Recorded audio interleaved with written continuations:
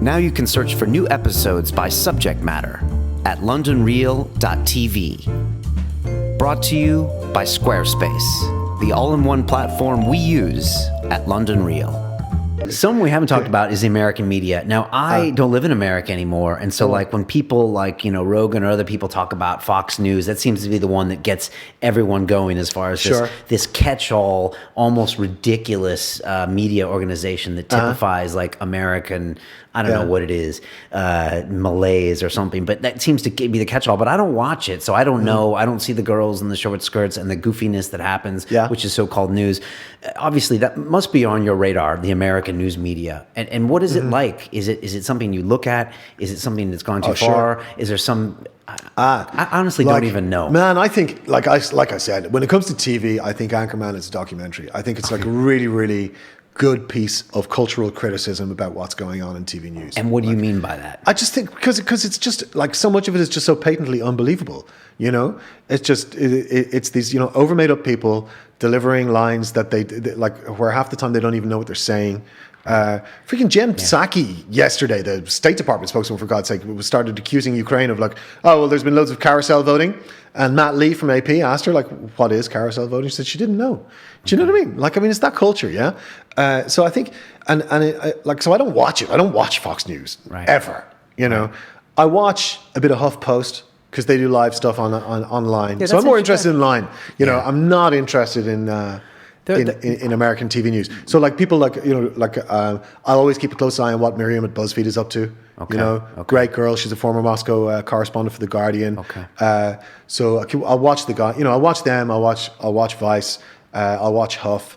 And a bunch of others. Huff streaming has gotten much better, right? And they have some great people coming through. Great. It's really relaxed in there, isn't it? It's like it looks great. It looks someone on a sofa, but they get some great guests, and it's ultra relaxed vibe that seems to work, right? Yeah. I think they might have hit on something. They seem to be happy with it. I don't know what their numbers are, but they certainly seem to be happy with it. Yeah. So you kind of ignore it. I think I was actually on today. Gent from the Turks was saying they're not news anchors; they're news actors. Yeah. And like now that I've watched so much stuff, and like this isn't news what we do here, but we try to ask some like real questions. But now sometimes when I watch, especially lately, it's been trendy to have like 4 people talking at once, which like on these news programs, which draws my head in because everybody wants to show that they're not an idiot. And sometimes I'm like, what are they talking about?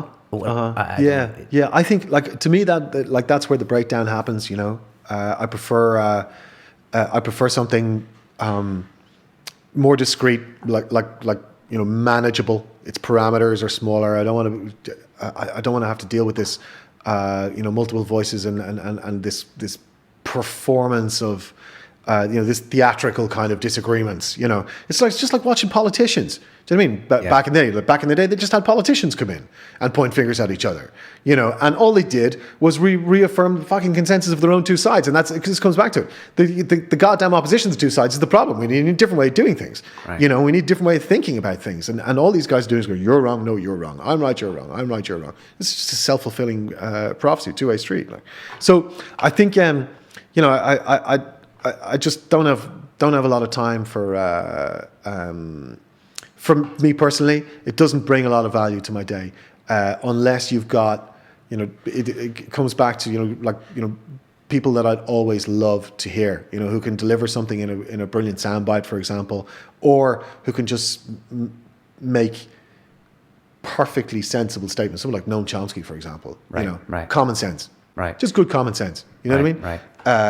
Like those people are great, and then you've got your Maxes and whatever your guys screaming and shouting, and the financial terrorists and the whatnot. The show, I guess to some extent, showman. And Max, as we know, like is a funny guy, and that's a great way of delivering a message as well. You make someone smile, you make them laugh. Yeah, because I guess it is entertainment at the end of the day. Yeah. It's a form of entertainment. For news, come on, TV news. Just can't do it. And American TV news, no way. It was funny. When I first had Max in here, like early on, I was off camera. I was like, okay, Max, but RT's funded by the Kremlin and all this. And he was just like, okay, look at Fox News. He's like, how come whenever a Pentagon official wants to go on, they're on? Yeah. And like everyone tells me all these things. You see a Siemens ad on Fox News, and it's just brought to you by Siemens. It goes to some website where it's just Siemens, and it's like that gives them the put option to whenever there's a news article against the company, we'd rather you not do that because we're paying you millions of dollars a year here. So there's all this soft money, these soft deals that are happening, and it definitely opened my eyes a little bit. To some of the things that you don't see. The guys who have worked in the big media organizations, particularly the American media organizations, a lot of those guys come back with stories of, we had to run this by the lawyers. We couldn't say boo without running it past the lawyers. Right. We were given very clear messages about what to say and what not to say, and it came from the top. And it was a corporate wide instruction. This is what they say. Yeah. There's a girl by the name of Amber Lyon who's was a journalist at CNN, and now she started her own crazy psychedelic journey, and she's got a new website called Reset.me, and she's gone a completely fascinating way.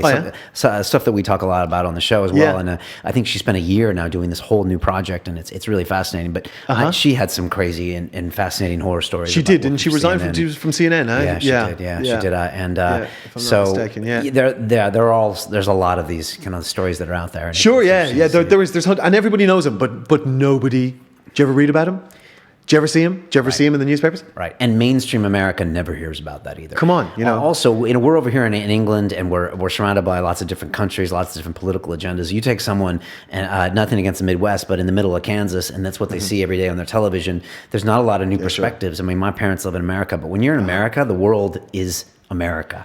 Yeah. And so, hey, come on. Yeah. You're not going to hold that against anybody, but it's like reality. I always doff my cap to the millions of Americans who make the effort, get the passport, travel. Yeah. No, I don't.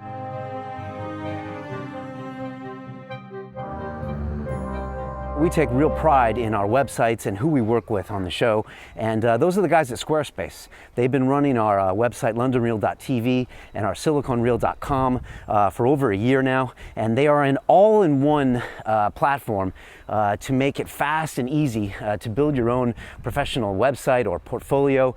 These guys have the tech down. It's drag and drop. It is easy. I used to run a WordPress site, and I used to have to FTP audio files and all this nonsense.